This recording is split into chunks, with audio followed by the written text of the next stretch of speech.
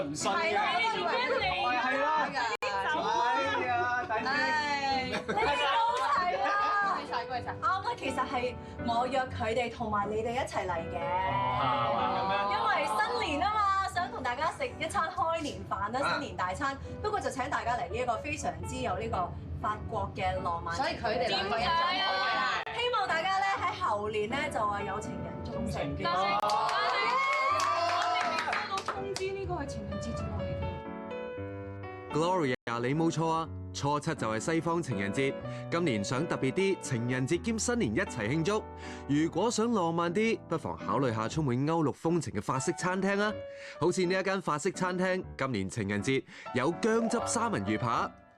為咗隆重其事呢一餐飯 ，Alfred 同 Hubert 話要親自示範情人餐嘅雅芝竹菜湯，希望大家感受到呢一份濃濃嘅情意啊！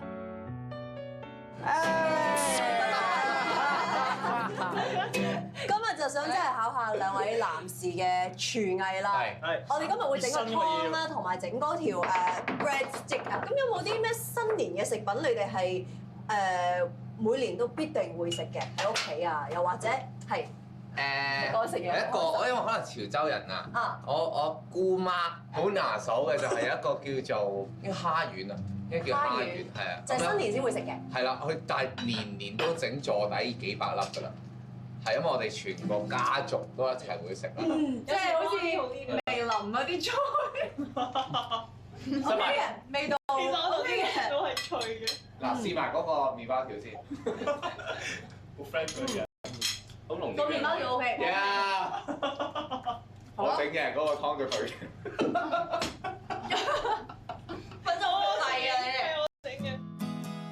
呢餐法式情人餐主菜有3款可以揀，好似燒走地雞雞胸，口味非常嫩滑；而呢一款水煮美國緬因州龍蝦就用咗白酒牛油汁去煮，口感相當豐富。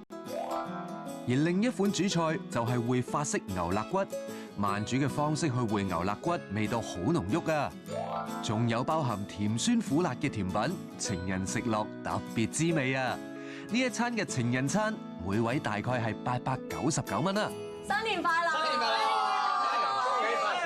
恭喜發財！我諗住呢一個新年咧，就另類啲嘅新年大餐啦，就係法式嘅新年大餐。我以為我哋坐到咁樣係 speed dating。我都以為啱啱上講，其實我哋好似係 speed dating 咁，不過唔知介紹你哋都已經係我係 speed dating 先嚟嘅咋。